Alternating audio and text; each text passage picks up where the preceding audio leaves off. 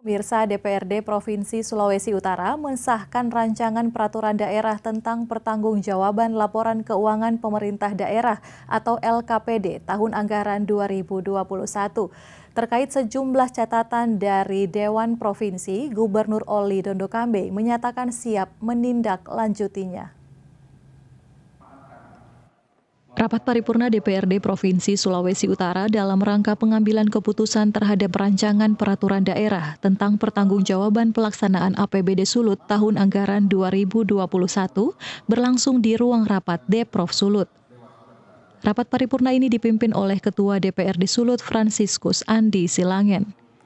Ada sejumlah catatan dari DPRD Sulut untuk pemerintah provinsi terkait penyerapan anggaran serta sistem pengawasan dan pelaporan yang lebih transparan dalam pengelolaan anggaran.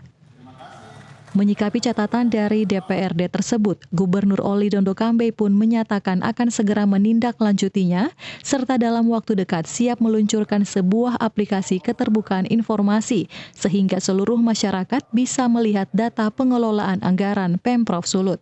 Tentunya pertama kita mengucapkan terima kasih karena proses pembahasan yang dilakukan oleh SKPD dan para anggota DPRD berjalan sesuai rencana dan jadwalnya tepat hari ini kita sudah paripurnakan. Ada beberapa hal yang menjadi catatan dari anggota DPRD dalam penyerapan anggaran. Semoga di tahun 2022 ini lebih cepat dari tahun 2021. Dan juga ada beberapa hal yang harus kita lakukan bersama, diminta oleh DPRD dalam sistem pengawasan dan pelaporan harus lebih transparan dalam ketika, dan kita sudah minta tahun ini kita akan launching bersama dengan inspektorat.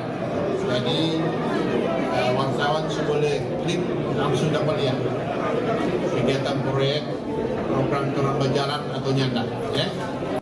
Dalam rapat paripurna ini turut hadir Wakil Gubernur Stephen Kando, Sekretaris Daerah Provinsi Praseno Hadi, Kepala Inspektorat Meki Onibala, serta seluruh jajaran Eselon 2 Pemerintah Provinsi Sulawesi Utara. Paul Baole melaporkan untuk Kawanua TV.